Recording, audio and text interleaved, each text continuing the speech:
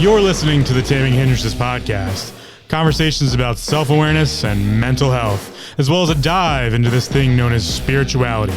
We talk about everything and anything on the podcast, so come get triggered. Welcome to another episode of the Taming Hindrances podcast. As always, my name's Phil. I'm the host and creator of the podcast, and today's episode is all about relaxing, chilling, taking it easy. Just kind of stepping back, taking a moment, taking a breath. Yeah, that's what today's episode's all about. So let's head over to the Merriam-Webster's dictionary. As usual, we'll grab a definition. We'll grab a bunch of definitions, and then we'll talk about what this thing known as relaxing is all about, how to do it a little bit, how to make it a little bit more effective, or just how to generally think about it a little bit more, because I think we get caught up in the daily grind and we get caught up in the churn, and I'm going to talk about what the churn is a little bit too much. And so this can be a way to escape that a little bit, and escaping is okay now and then, in my personal opinion. So Merriam-Webster dictionary, the definition for relax, the verb is to make less tense or rigid, to make less severe or stringent, to deprive of energy, zeal, or strength of purpose, to relieve from nervous tension, or to treat specifically the hair chemically in order to relax the curls. That's one's pretty specific, but hey, my hair's a little curly. Maybe yours is too. Get that to relax a little bit. The intransitive verb is to become lax, weak, or loose, or to rest, to become less intense or severe. In my bodywork practice, we have the intransitive verb to relax, which is of a muscle or muscle fiber, to become inactive and lengthen.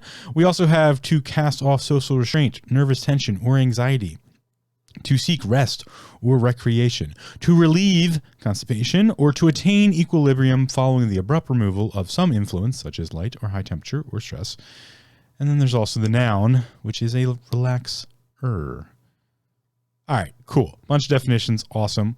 Probably going to leave those aside for a while. Maybe I'll come back to them at the end. That's usually what I do. But for now, we're talking about relax, right? We're talking about what it means to be relaxed or how to get there. Mental health, self-awareness, what this podcast is all about, right? What does it mean to be relaxed? Well, in this specific sense, it means to have a state in which we feel not happy, not sad, just comfortable.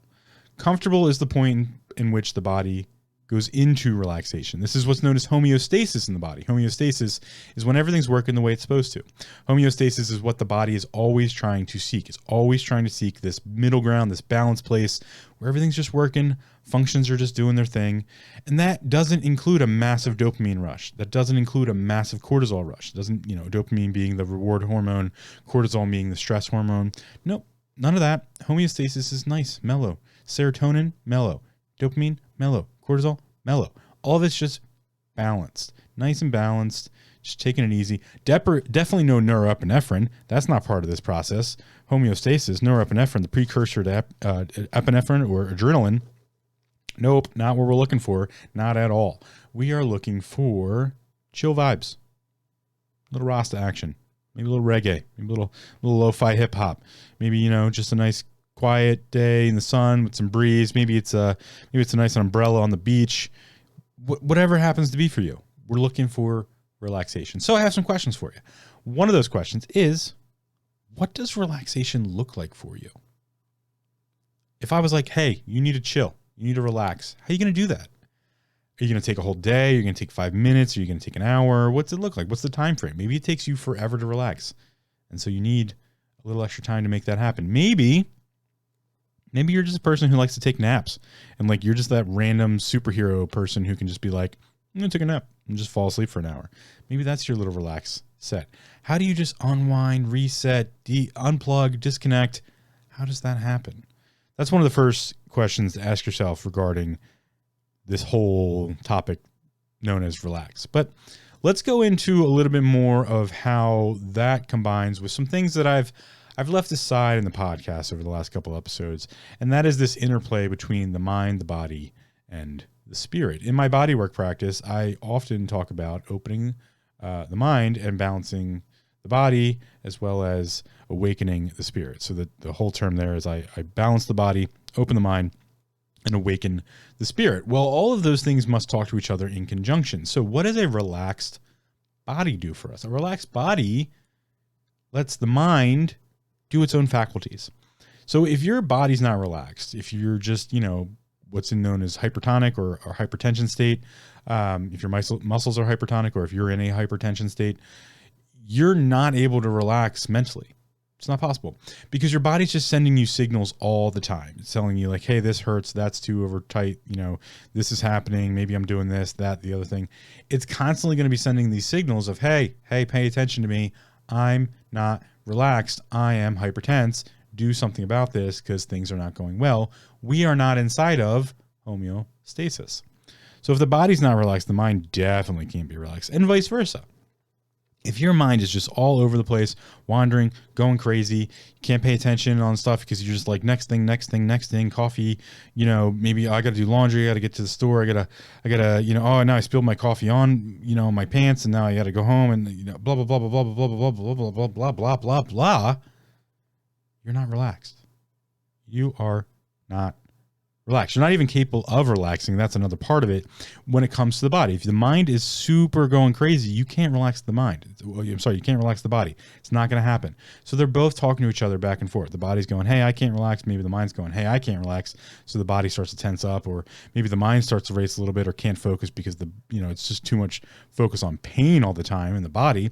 So with that, we have this conversation about relaxation all day long.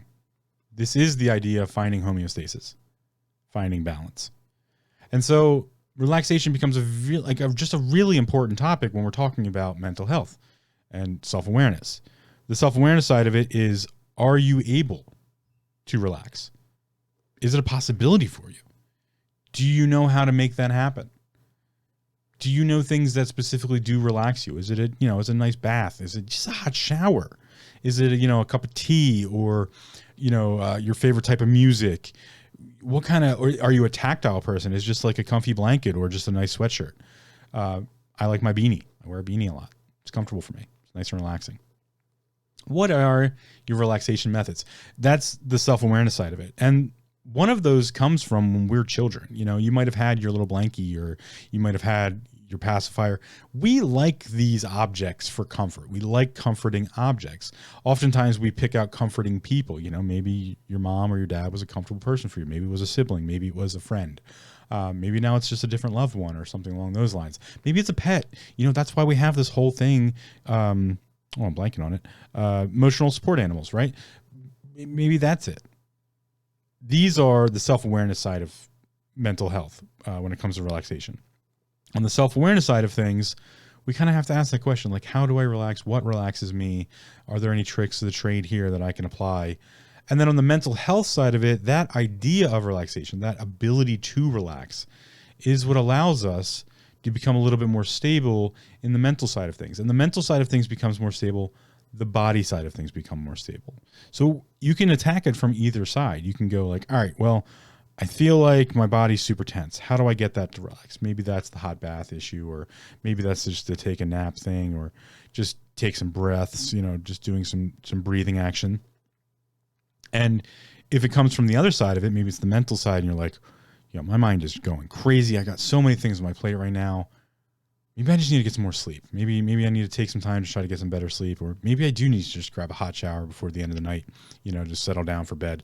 Maybe that's the play. Maybe that's the possibility to get me into a more relaxed state.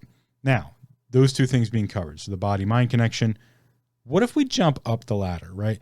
So what if we're talking about the spiritual relaxation? What is spiritual relaxation? Now, I haven't gotten to the spiritual side of things in a while, so I thought maybe I'd tackle this on this specific episode just to kind of get into it. When we're talking about spiritual relaxation, we're talking about, mostly because we live in this material world, this materium, and we are this consciousness stuck inside of a body, we're talking about the mental faculties of understanding what's going on around us. Knowledge is relaxation. And I don't know if anyone's ever put it to you this way, but it's something it took me a while to grasp in my own personal journey, but also it was something that just kept popping up over and over and over again. Is the more knowledge I attained, the more I knew about things, the more I understood things, the more dots that I could connect together, the more I was able to relax spiritually. Remember, spiritual is the realm of why questions. So if we're talking about relaxation, we're talking about having answers to why questions. And those are deep-rooted questions inside of us. Those are spiritual questions. They are subjective all the way down to who we are as a person. And so when we talk about our depression, we talk about the way our mental health comes together, being able to answer those why questions make things seem less daunting, make things seem less heavy to carry around on our shoulders all day. So maybe we could, just take that breath and just, let our shoulders relax. One of the tricks you can do from the mind-body side of things is if you feel like your mind is racing and you just can't get control of it, take that deep breath in through the nose, exhale out through the mouth, hot breath like you're fogging a mirror. Take 10 of those. And also focusing on just relaxing your shoulders. By just relaxing your shoulders or focusing on trying to relax your shoulders, you can just generally get the mind to slow down just a little bit, gain a little bit more control. So you can use the body to trick the mind to get a little bit of extra control there. Other way around, you can use the mind to trick the body by taking those breathing or doing a mantra or one of those types of things to get the body to see like, whoa, okay, hey, the mind's got it, man. The mind's feeling good, feeling in a flow state. Let the body relax a little bit. Just mellow it out. That also works the other way around, right? So if we're trying to get the spiritual side of things to relax, right? I need to relax spiritually. I just feel bombarded. I feel like my morals and my ethics really aren't, falling into place. I don't, people's energy, quote unquote, or just the, the vibe around them is just affecting me constantly. Well, I got to get the mind to start understanding some things. I got to get the mind to start answering some why questions. And I've left this for a really long time. In fact, I did the why episode all the way back in episode 52, and I am now on episode 69, and I have not really gone back to the importance of all that. I talk about it a lot. I say, why questions are spiritual questions. They're very subjective. They're to answer our own personal understandings of our own depression. They're uniquely who we are in that regard. They really build that mental health and self-awareness piece of depression. And so stepping back towards that now, stepping back towards that why question understanding, we can look at it from a realm of relaxation. If I'm going to relax my spirit, if I'm going to relax this almost intangible idea of a higher part of me, the third health body that alchemy talks about and other ancient medicines have talked about, how would I go about relaxing it? Well, we do that by answering why questions. One way to answer some of the why questions is to play a fun little game. Play a fun little game of what actually matters. And this is kind of what I was getting into last episode when I talked about nonsense, episode 60, how everything's just fucking nonsense. It's all nonsensical. It doesn't make any sense. Well, that's kind of the reality of growing up. The reality of growing up is we start out in that absolutely nothing makes any sense whatsoever. Looking at other things being like, what's carpet? Can I put carpet in my mouth? Yeah, blah, blah, blah. No, that didn't taste good. Let's move. Oh, mom yelled at me. Definitely can't do that. All right. What about what's this creature that keeps following me around the room, staring at me awkwardly from a distance? Oh, you're a cat. What is cat? Okay, let me go figure out what cat is. All right. Oh, poked cat. Cat tried to bite my face off. Nope. Nope. Okay, don't poke cat. Oh, pet cat. Okay. Oh, don't grip cat. Just pet cat. Okay. All right. I learned that. Awesome. All right. Ooh, what's this grumbly thing in my belly? That hurts. Oh, what is this thing known as pain? Oh, pain. Oh, belly pain. Okay. All right. Let's put those together. What is it? Mom says I'm probably hungry. Oh, I'm hangry. Oh, okay, cool. All right. So if I get this belly thingamajig and it makes me upset, then I might be like whining all the time. All right, cool. All right. Well, that's probably not relaxed, right? All right. Well, carrot sticks. All right. Yeah, I'll munch on some of those. They're pretty tasty. I like that. Cool. Now I'm vibing. Now I'm getting there. So this is what we do as children, right? From, essentially from the ages of 0 to 7, we're just little absorption things, just trying to figure out. We're just looking at something, trying to figure it out. Watching something else do something, trying to figure out what they're doing. And we're just trying to fit how we fit into that whole situation. And so throughout all of that, we're learning to relax. In fact, we're tiring ourselves out so much that we sleep all the time, right? Kids get a lot of sleep because they need it, because they need to create those neuron connections. And the only way we're going to do that specifically in the brain is to get nice, deep restorative sleep, non-REM sleep, deep below REM sleep, not random access. I'm sorry. I'm thinking RAM, random access memory. It's kind of the same, but not REM, random eye movement sleep. No dreaming states, not that deep REM sleep. No REM, just deep delta brainwave pattern sleep. All of that goes along with being able to relax, because essentially we're just creatures, right? And the hippocampus, and specifically the lizard brain side of us, is on high alert all the time. We're like, oh, gotta survive. How do I survive? All right, I watch mom. What's mom doing? All right, this is a milk thing. Oh, I picked up the milk jug, and I've used this analogy before, and I spilled the milk jug everywhere, and then I got yelled at, right? Or we yell at the kid because they spilled the milk jug. But we didn't teach them, like, yo, little you, little person, little me, little us, you're not strong enough to do that. Nope. No, cool. Don't do that. You're not strong enough yet. You're not going to be able to successfully pull that off, right? So with all of that, I was kind of sporadic going through all that. Think about all the relaxation that's not happening there. We're not relaxed as kids. We're not relaxed as teenagers, specifically in high school. Oh, that horrible time period of life. Oh, that was fucking nonsense. That time period of life was just epically horrible. It's for everybody. It's epically horrible for everybody. We're all awkward, nothing makes sense. It's all nonsensical. We don't have any way to get through it all. There's no boundaries. That's all doesn't exist anymore. Social media ruined that. I mean, I didn't even really have to go through it because I had MySpace was as bad as it got for me, and AIM. Well, there was a funny time. But when it comes to all of that, there's no relaxation. It's just stress and anxiety and just constantly just bleh. This is horrible. Meh. That was one of my favorite terms when that came out. Meh. It's all just meh. It's meh. All right. Let's all take a breath. Let's all step back. Let's talk about relaxation. When we come to a spiritual side of relaxation, it's by being able to answer what is actually going on. And a lot of times that doesn't come until later on in life. It sometimes just takes time, age, and just skill and just experience to be able to be more relaxed about it. That's why, the 80-year-old walking around is just like, what are you all fucking going on about constantly? They don't say this because they're nice. Some of them do. But they're just like, what? Why are you just cutting people off in traffic, getting really mad about things? They're just trying to go to the store, get a nice meal, make sure they don't spend too much money maybe. Maybe there's a little bit of a budget, a little bit of stress there. Go home, play some fucking pinochle, watch some TV, and just laugh. Laugh at all us youngins that have no idea. We have no idea. We didn't grow up in, whatever time period they grew up in. So obviously they're going to have a different understanding of relaxation than you're going to have. I'm going to have a different relaxation than you're going to have. You're going to have a different understanding of relaxation than any of us are going to have. Relaxation is partially answers to why questions, which means it's in the realm of spirituality, which also means it's highly related to your depression. Your depression, I would argue, is your skill at relaxation.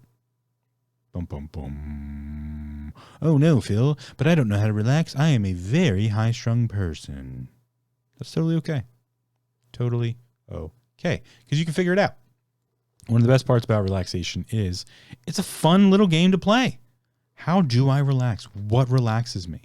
Is it a pint of ice cream, a comfy blanket, some Netflix, and just shutting out the world and being like, fuck everybody, I hate everything, Rick and Morty, Ben and Jerry's, go. Cool. Go with it. Maybe it's a nice book. Maybe it's like, you know what, I'm gonna go on my Kindle. I'm gonna look at, what's some genres I haven't? Oh, romance novel. Ooh, shitty romance novel. Oh yeah, just get all over that.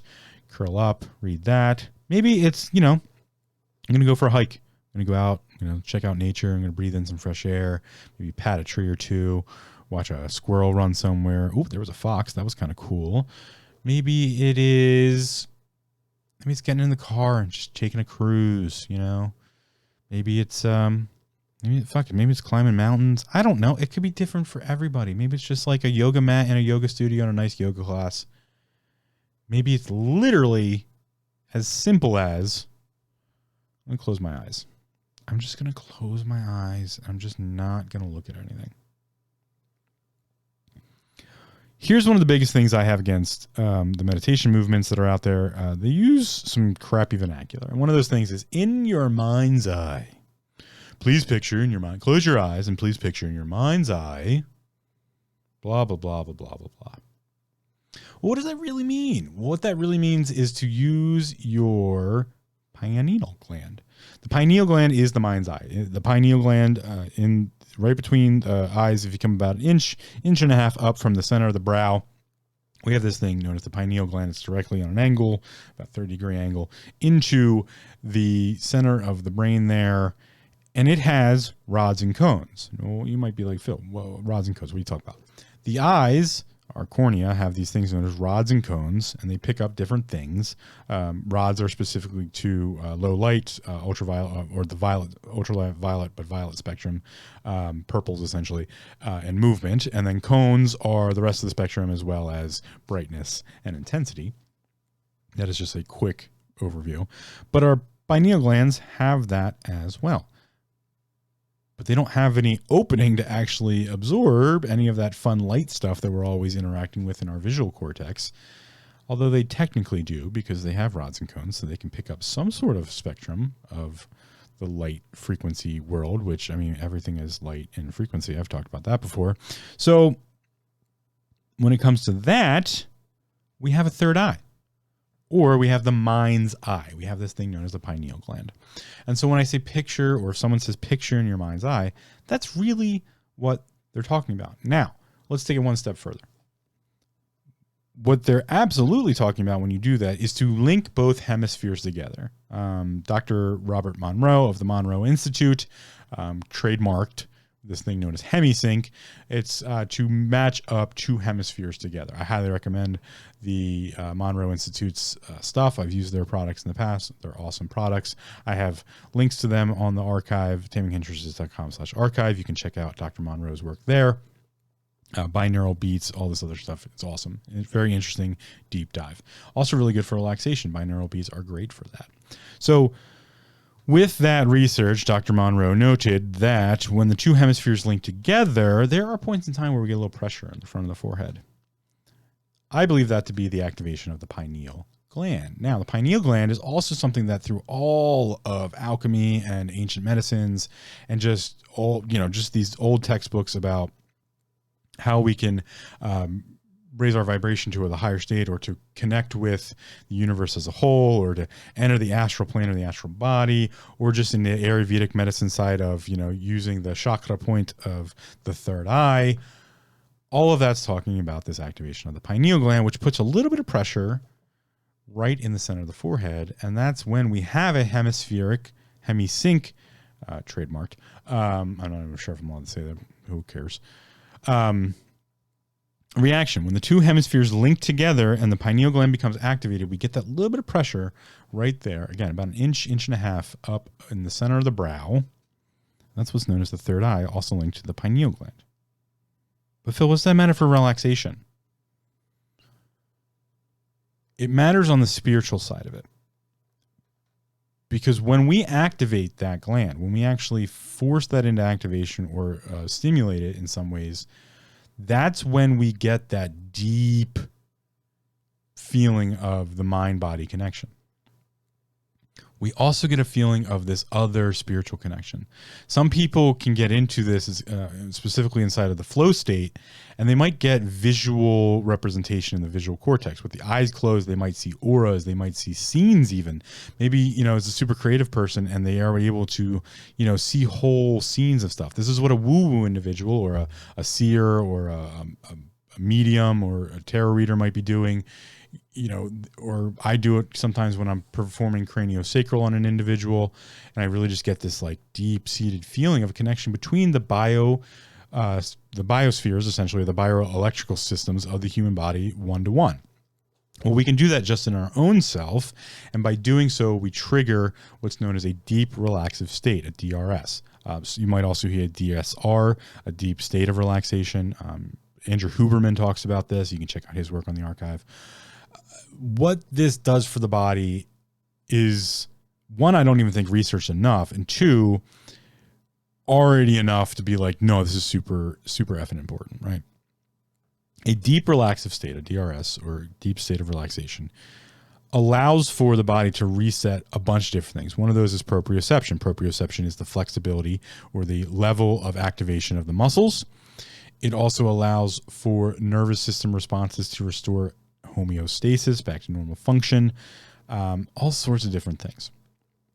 I would argue that those individuals who have experienced some psychedelic activations, or what's commonly referred to as a psychedelic experience, or in ancient medicine when someone were to be spiritually healed or processed, or spiritually touched, quote unquote, the laying of hands, the sniffing of like things like peyote or other different mescaline, or ingestion of ayahuasca, and those things can lead to a DRS, a deep relaxive state. That relaxive state allows the mind to go off and connect to the spiritual side of things. Something like smoking DMT allows for the mind to temporarily disconnect from all of that signaling of the body, sending a signal to the body of like, hey, I just need you to like just totally go into a relaxive state for me. I got other places to be right now. And off it goes. The mind goes off and talks to the spiritual side of things. In that specific situation, we have the trigger event for what deep relaxation can do for our spiritual sides. This is the whole practice of deep meditative states. The use of some sort of psychedelic to allow for that disconnect. The psychedelic is just a tool. The use of ayahuasca, the use of mescaline, the use of psilocybin specifically is the tool to disconnect the mind from having to deal with everything that's going on with the body, while also giving the body the signal of like, hey, here you go. Here is something to help you relax so that the mind doesn't have to have all that signaling right now and can go off and do some other things. Maybe those things are transcendental meditation. Maybe those things are transcendental experiences, such as, talking to the mother, which is what ayahuasca does, or talking to the gnomes, which is what psilocybin can do. All of these things that psychonauts, those individuals who have done psychedelics in the past and written about them, someone like Terence McKenna and his brother, other individuals like Alan Watts, who used to just do deep meditative states, but also probably use some marijuana in there or some other things. Alan Watts is a great resource also for these things.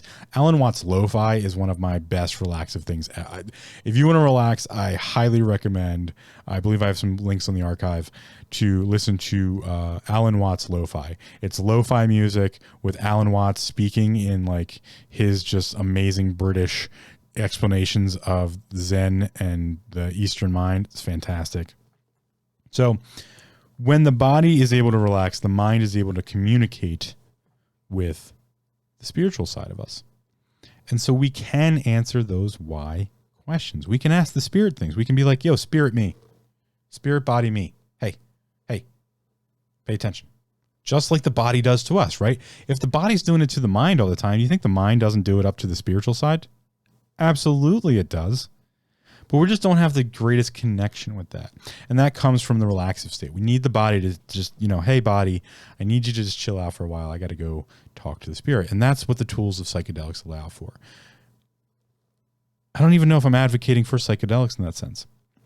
What I am advocating for definitely is more research on that process, on the allowing the body into a deep relaxive state so that healing can occur, or mental healing can occur, where we head off and we have some sort of experience with the other side of us, that other health body that must exist to create this whole balanced structure. So relaxation is super important for all of that. And so again, I go back to, what do you use to relax? Because even if we're not getting into these deep relaxive states, which allow us to go have those maybe spiritual journeys or have that connection, it certainly opens up the connection a little bit. If we're in pain, if we're in discomfort or just overstressed, overworked, all of that is going to equivalent to some sort of mental stress as well, which is going to just snowball out of effect sometimes. And so relaxation becomes very, very important. How important? Well, let's go back to the definitions to see how important it is. Definition of relax: to make less tense or rigid. Kind of important to be able to do that, right? If everything was rigid all the time, it would break. That's one of the old adages in martial arts that I used to hear all the time is the blade of grass never breaks. It's just an old saying, the blade of grass never breaks, because it's not rigid, it's not tense. It just sways in the breeze, right? Or be like bamboo, because bamboo bends and flexes. To make less severe or stringent. Well, that's kind of important, right? Again, less severe or astringent. Can't break those things, right? If it's less severe or less stringent, it's not breakable. It's a little bit bendable. It's flexible, right? To deprive of energy, zeal, or strength of purpose. This is a really important one here, because by the understanding of relaxation, to deprive of energy, zeal, or strength of purpose, we can destroy something. It is possible to destroy that negative connotation of things, that overzealous point, or that overwhelming strength by being relaxed, being able to bend, being able to yield. In martial arts, specifically in Tai Chi and some of the other systems I've studied, we have what's known as the Dofu body, or to have a cotton body. Tai Chi practitioners specifically know that you can take a punch just by absorbing and redirecting that energy in a different direction, and just it mitigates the whole thing to deprive it of energy. So we act like a target, and then as soon as that target gets hit, we just act soft. We just go with the force, and it just dissipates the whole thing. And so when strength can be completely taken away from them if you do something like that. And so the small opponent can beat the bigger opponent, blah, blah, blah, blah, blah. There's a counter to a counter to a counter to a counter. It goes on and on and on. But that has to do with relaxation. But relaxation in something known as dynamic tension, which I'm going to get in here a second. But another definition: to relieve from nervous tension. Well, that's, in the mind, right? If we relieve the nervous tension, then the body's relaxation will follow. This is that 3 a.m., when you wake up and you're mind's racing, or maybe it's the 1 a.m. and you still haven't fallen asleep yet. And you're like, I got to get up tomorrow. I got a whole bunch of things to do. What did I say at that meeting the other day? Did I piss somebody off? Oh no. Did I forget that text message, or did I forget that email? Or, did I forget to put the laundry in the dryer? Do I have something to wear tomorrow? Oh man, do I need to go to the store? Blah, blah, blah, blah, blah, blah, blah, blah. To relieve from nervous tension that's that moment of time. That's when we're racing through things in our mind at 1 a.m., 3 a.m., trying to get back to sleep, can't fall asleep. That's it. We need to relax. So we have to find methodologies to do that. Maybe that's light a piece of incense and, hum or meditate or listen to some calming music. Maybe it's to take a sleep aid if we need it, just to kind of be like, all right, I got to relax. I need something to add here. There is no difference between a sleep aid in my mind and a psychedelic in that regard. If that is if that's the idea, if we're taking a natural supplement to have a specific outcome, then okay, there's a tool. We can use those tools, right? What else we got here? The intransitive verbs, moving on to that: to become lax, weak, or loose. To rest, that is the state of rest, is to let the muscles relax. To weaken the tension state, to loosen the tension points. We can also become less intense or severe. That's a good one, right? To just kind of relax a little bit, just chill, grab a chill vibe, just make things less severe, less intense. Sometimes the intensity of something is the thing that we need to combat the most. I often say that it's frequency over intensity in just about everything we do, specifically when it comes to working out or weight loss or even meditation. It's better to do something for 5 minutes every day than it is to do it for 3 hours on a Sunday. So the frequency matters more than in the intensity. Also, with how we train the body. If you want to make a habit, just do it every day. Just do it for 1 minute every day. You'll start to create a habit real quick. To break a habit is a lot more reflexive. It takes a lot longer to break a habit than it does to make a habit. But the intensity doesn't help, right? So the more intense we do something, That doesn't help make the habit. It's the frequency that does. And so we can trick the mind that way. In fact, the entire body kind of runs off this whole system of reflexive action when it comes to stressors. So the more we stress the body in one way or the other, the more the body's going to respond to it. That's kind of how the mind can talk to the body in that regard. When we say, hey, body, I need to be able to lift some heavy things. So I'm going to start lifting things every day. And every day, you're going to get a little stronger because you have to. That's one way we use that kind of sensory, or also not sensory. That's, well, you can do it sensory-wise, but that's how we use the frequency idea of the stressor to get a stressored response. You know, if in martial arts, I used to do something called iron palm training. So I would bash my hand, literally. We started off on, you usually start off on a bag full of rice, and you just kind of hit that, and then maybe up to a bag full of mung beans. And then from there, you might go to, or I'm sorry, it might be mung beans, then rice. That's maybe how we did it. Yeah, I think it was mung beans, then rice, and then steel shot. You know, you can just up the ante. And then eventually you just start hitting hard objects constantly, and you just kind of deaden your nerve endings, but also strengthen up the hands. While we do that, we use something known as iron palm ditta jiao, an herbal liniment, to help strengthen that up. So we're always supplementing in that way, but I can go on and on and on, try not to. We support that system of stressors to have an outcome. We don't do it for 3 hours on one day. If we do that, we're going to hurt our hand, and then we won't be able to train for another week. No, we used to do it every day for a little bit of time, and then we would up that intensity with the frequency. That's how bodybuilders build muscle. That's how gymnasts get better at their muscle memory to be able to go through the routines. That's how martial artists learn routines. That's even how people who do public speaking learn to get better at public speaking. You speak constantly, a little bit, not just once every once in a while. And so repetition is the mother of all skill. Failure is its father. Do something over and over again, fail at it, get better at it, but repeat it, and you will add that stressor and get better. Relaxation is no different. It is no different to teach yourself relaxation, to do it frequency-wise based on, I don't know, something you watch that like, oh, it's great to do yoga at, 2 p.m. on a Sunday. And no, it's great to do yoga whenever the fuck you have time to do yoga, as long as you're doing yoga as much as possible during the week, if that's what you're using to relax, right? It is better to take a breath every day whenever you have time to take that breath, just to go, okay, I'm good. All right, we're good. Let's move on. It's better to do that once every day than, hyperventilate on a Saturday. Okay, so frequency over intensity. To become less intense or severe, that was the definition we just went over. From a muscle standpoint, specifically from my body work practice as a licensed massage therapist, I can tell you of a muscle or muscle fiber, it is to become inactive and to lengthen. That has to go together for relaxation. A muscle lengthens when it relaxes. A muscle tenses or shortens when it is in action. So if we teach it to not be in action, it lengthens itself and then becomes inactive. Now, I can tell you it is nearly impossible to make every muscle inactive in any way. Your muscles are constantly firing. Without that, we wouldn't be able to do it. But in a general idea, just lengthening of the muscle lets it relax. Let's keep going here. To cast off social restraint, nervous tension, or anxiety. Perfect understanding of the mental side of relaxation. To cast off that social restraint. Fuck society, move on. To get rid of that nervous tension. That conversation you had didn't fucking matter.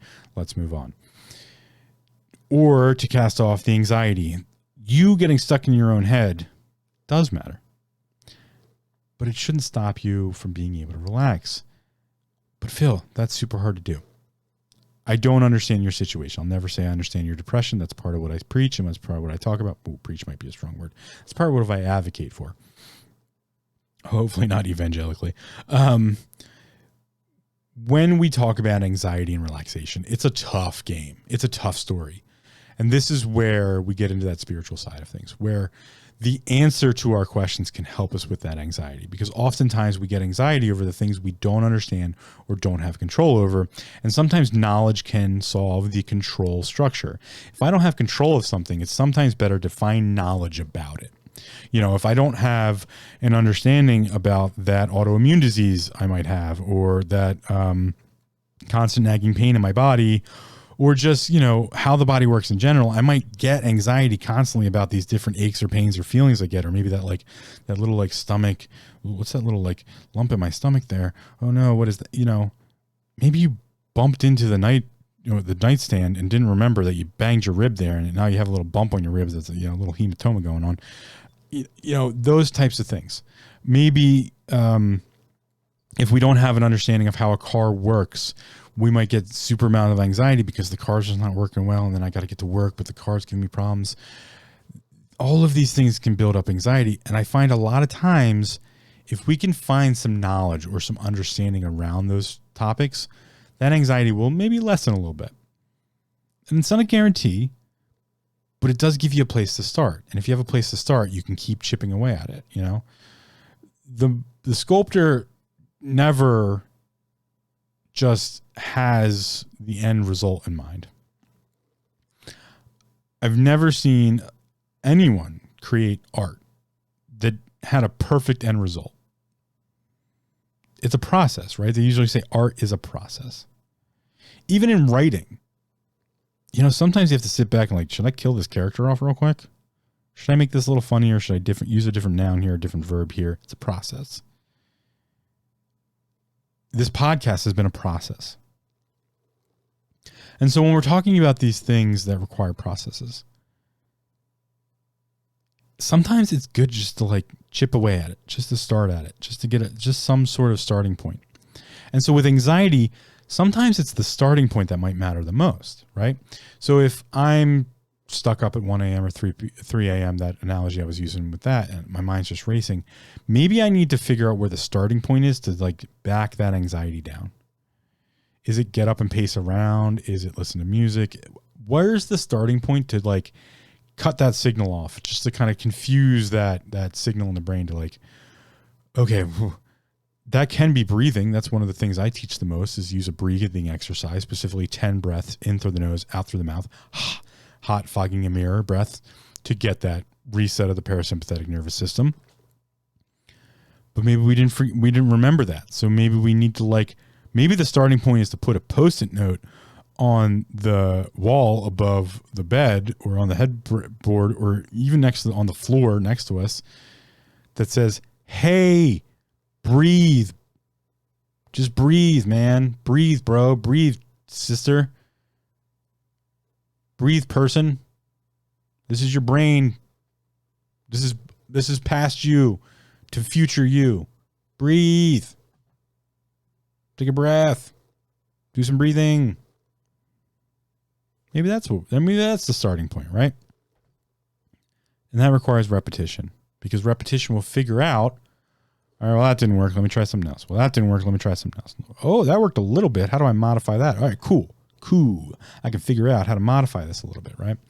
So going into the next definition here, to seek rest or recreation. That doesn't just happen. We need to figure out that process. We need to figure out where to start, right? And sometimes the starting point can seem really daunting, right? If work's gotten away from us, if we're just in the slog, if we're in the churn, which again, I told you we're going to talk about the churn. We're going to kind of finish up with that.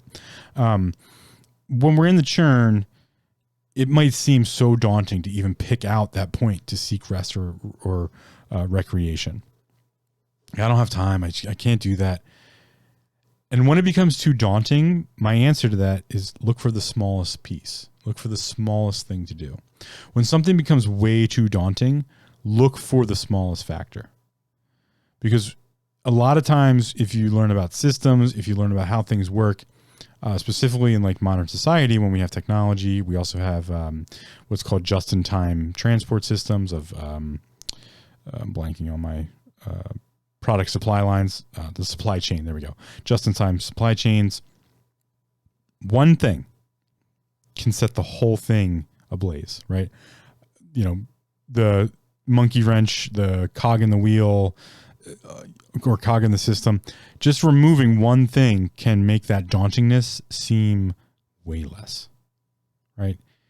It could simply be, it is 9 p.m.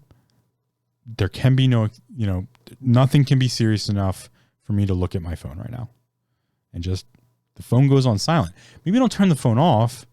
Maybe the phone just goes on silent, right? Or maybe the blue light filter gets auto turned on, or, you know, instead of watching TV and falling asleep on the couch, you're just going to get off the couch and go get in bed. And so when the necessity for seeking rest or recreation becomes a daunting task, we got to find the little thing, the little screw to unscrew to get some sort of process started. All right. So the more daunting something seems, the smaller the action should become to start. A lot of times we want to try to make the teeter-totter effect of it's super daunting. I need to balance it out. And so we go over, we're like, I need to take a 1 month vacation. I need to quit my job, all that stuff, right? I'm not saying that's not the right answer. Maybe it is. I don't know. But we can't balance out one great extreme with another great extreme. That's not how the teeter-totter works. And so you might want to put something on the other side of the teeter-totter, the other side of the scales. We're going to talk about the churn here in a second. Put something on the other side of the scales to see how much that balances it out. And so if you have a 100-pound weight and you put a 10-pound weight on the other side, you'll move the scales a little bit. And you'll get an understanding of like, oh, hey, cool. If I had another 10-pound weight and another 10-pound weight and another 10-pound weight, maybe a 5-pound weight, maybe a 1-pound weight, eventually you can balance out that scale. But if you just take a 1,000-pound weight and throw it on the other side, one, it's a scale, so you're going to launch, or it's a teeter-totters, it's a fulcrum, so you're going to launch that 100-pound weight off into the distance and then be fucked because now they're going to have no balance to the scales, and that 1,000-pound weight's just going to plummet through everything, and now maybe you have a broken scale. So you can't balance out one extreme with another. I talked about that every time I talk about balance. I'm pretty sure I did a whole episode on it, but I'm blanking on my episodes right now. I apologize. You can't balance the scales by just using an extreme. That's not how it works. But you can balance the scales by just getting the 100-pound weight off the ground, right? If you have a teeter-totter, or if you have scales and the scale is fully weighed, right? There's a 100-pound weight on one side. Just by adding a 10-pound weight starts to pull that scale into balance. That's a great place to start. So, to seek rest or recreation, that is a transitive verb definition for relax. To attain equilibrium following the abrupt removal of some influence. That's what I was just talking about balancing scales. To attain equilibrium following the abrupt removal of some influence, right? That is just that little bit, just going back in the opposite direction, just a little bit pulling back. If you're flying a plane, you just pull up on the stick a little bit. We're headed for the ground, pull up on the stick a little bit here. See what happens. Maybe I just mellow this out, right? Driving an RV, small corrections, balance. We're seeking balance. And so I was talking about this thing called the churn, and we're going to finish up with that here. The churn is a point where things are set into motion and you just get caught up in it.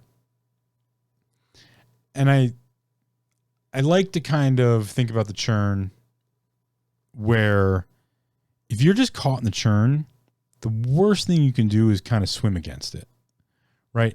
And you can think of the churn of like a spiral. Like it's just churning. It's just churning away. Just spiral, churn.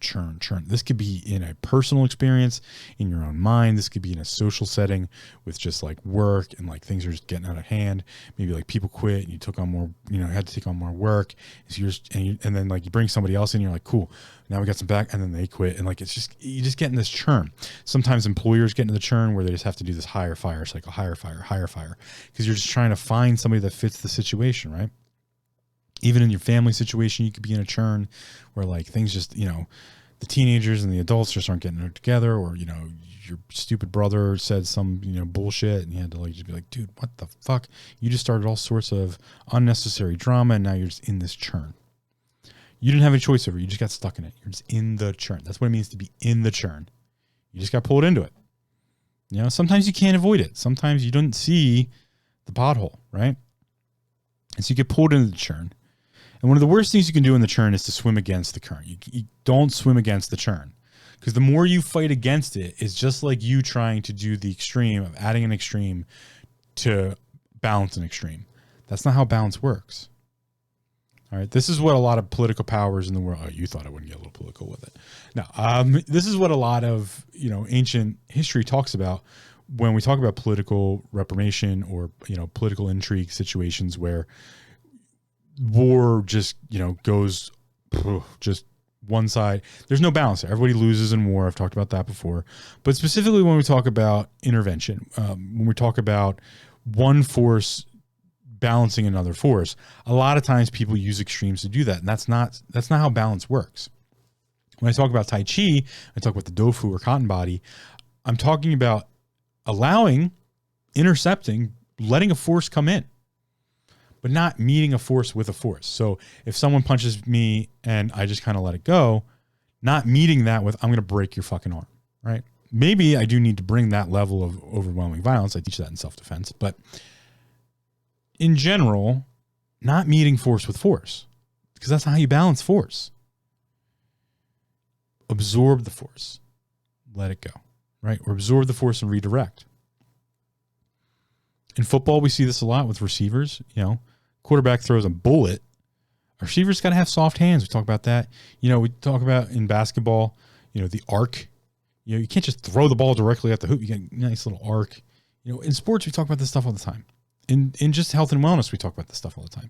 In even just our general daily lives, but we don't always practice it. And again, that's that frequency over intensity is to practice. Repetition is the mother of all skill. Failure is its father. But this churn thing, right? You can't swim against the churn. Because if you try to act against the churn, you're trying to balance an extreme with another extreme. It doesn't work that way. You don't necessarily want to swim with the churn, because then you're going to get caught up in the spiral. You're going to get caught up in the churn itself, and you might drown. You might just get sucked under the rip current, and you're in a bad situation there. Something bad's going to happen. So what you do is you swim perpendicular to. When you're in the churn, you just try to keep your head above water. That's all that matters. Just tread water and try to keep your head above water. In the quicksand, don't move, right? Just small movements and try to find a way out of the quicksand. This is the idea of being stuck in the churn, but not letting the churn carry you off and not fighting against it too much, because if you do, it's not going to work. You're going to tire yourself out, and then it's going to get worse. So what you do is you relax. And then once you start to relax, you can use something known as dynamic tension. Dynamic tension is the point where the body is capable of relaxation or action. I use it all the time. My bodywork practice, I use it all the time in self-defense, in fighting, in training MMA fighters. I use it, or I should say in that case, I used to use it all the time. But in Tai Chi, in my Tai Chi practice, I'm constantly using dynamic tension. Dynamic tension in and of itself is a product of relaxation. I'm not fully activated. I'm relaxed. I'm not completely, the muscle's not completely limp. It's dynamically tense. And people hear the word dynamically tense and they think, oh, so you're holding tension. Not necessarily. Simply by lifting your arm off a table, if you just relax your arm as much as possible on a table, and then just start the process of lifting it off without actually fully physically detaching from the table, that's dynamic tension. You're still kind of relaxed, but now you have a good middle ground. That's dynamic tension. It's not activation. I'm not forcing against something. I'm not trying to lift the barbell off the ground yet. I've just started dynamic tension. And so if you can waver in that middle ground there, if you can kind of find that relaxation point of dynamic tension, you have a lot more options. And so you can work with the churn. You can work to get out of the churn. You can work to not get stuck in the churn. You can see the churn coming sometimes when you get into that state. It's just kind of an awareness state. So in mental health and self-awareness, that's kind of relaxation. Relaxation is a nice balanced position between what's the body doing, what's the mind doing. In mental health, it's what the body doing, what's the spirit side of things doing. It's the middle ground. The mind is the middle ground. The mind is the point of relaxation. That's the greatest thing I can teach you about relaxation is the mind is the point of relaxation. The mind's doing the conversation. It's talking back and forth. And so when you want to be a more relaxed person, You need to exercise the mind more. We can get relaxation through the use of physical exertion. You know, people go off and run marathons, or you get a heavy workout, or you've just been running all day. And you just become physically exhausted, right? And from physical exhaustion might come just a deep sleep pattern. Well, that's almost the necessity of using an extreme to balance out another extreme. Instead, to make it a little bit more uniform, we can tire out the mind a little bit. We can exercise the mind, not to exhaustion, not run yourself ragged, staying up, not getting enough sleep, burning the candle on both sides. Maybe, just not sleeping and just working constantly, doing mental tasks constantly. No. Remember, balance. We can be relaxed in the mind. And to be relaxed in the mind is no different than to have that tofu body, to have that cotton body, to be able to just take a punch and absorb it. Take the blows as they come. Figure it out as you go, right? To make the mind a little bit more supple, a little bit more flexing, a little bit more yielding. And so going back through our definitions one more time, let's apply them to the mind itself, because oftentimes relaxation gets talked about when we're talking about the body. Let's apply it to the mind. So here we go. To make less tense or rigid, to slacken the mind. Right? To, just let things go a little easier, or just not let things affect us so much. Just get a little cushion to the blow there, right? To make less severe or stringent. Just okay, let me give a little gray area here. Give that person a little bit of flexibility on, them being a dick or them being an asshole. Just like, all right, fuck you. I'm not going to deal with you. I'm just going to move on. Whatever. You cut me off in traffic. Cool. Whatever. Have a great day. See you later. Like, I don't need to let them affect me. That's really what I'm talking about here. I was going to get that a little bit later into the definitions here, but why am I going to let that stuff affect me? Why question, spiritual question. But that's to be relaxed in the mind. Just like, oh, cool. You want to be an asshole? Cool. Just go do that. It doesn't affect me whatsoever. See ya. Bye. It's not my problem. To deprive of energy, zeal, or strength of purpose. It's just those stressors, stop giving them the energy of the mind. Stop giving them the zeal. Stop giving them the strength. Self-awareness, mental health. Stop giving outside influences strength over you. I've talked about that many times in this podcast. You get to make the decision. You are in control. To relieve from nervous tension. Relieve the mind from nervous tension. Take some breaths. Get some dopamine in there. Maybe do a little quick workout. Take some breaths. Eat a nice meal. Drink a tasty beverage. I don't care. To become lax, weak, or loose. That's that suppleness of the mind. Just, all right, yeah, cool. Just let the mind just chill. Reggae vibes. To become less intense or severe. We kind of covered that already. To become inactive and lengthen. All right, well, we're talking about muscles there usually, but how do we make the mind inactive and lengthen it? Meditation, breathing, just daydreaming, just blanking out and staring at a wall. All right, just taking a minute for us. To cast off social restraint, nervous tension, or anxiety. That's specifically talking to the mind. To seek rest or recreation, again, mentally over physically in some cases. The mind will have the conversation. To relieve, let's just leave it at that. To attain equilibrium. To attain equilibrium in the mind, we will have a conversation with the body, and we will also have a conversation with the spirit. The truest relaxation of the mind comes from when we're having an equal conversation between our bodies and our spiritual sides. And to do that, we need to seek knowledge in some way or another, because the more knowledge we have, the better that conversation can be. And so that is what I have to tell you about relaxation when it comes to self-awareness and mental health. Again, self-awareness, mental health, when it comes to relaxation, it's all about the body, the mind, and the spirit. That mind is the middle ground. And the more knowledge that mind has, the better it can both deal with the body and the spirit and the conversation pieces in between them. And that will progress into your life in all facets, I believe.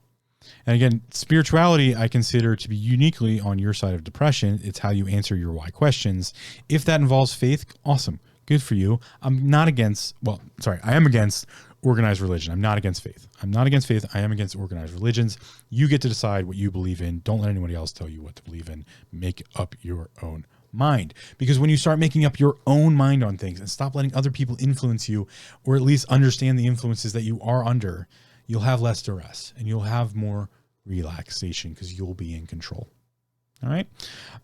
That's what I have for you on this episode, the relax episode. Head over to taminghindrances.com. Leave us a review if you have time. That would be awesome.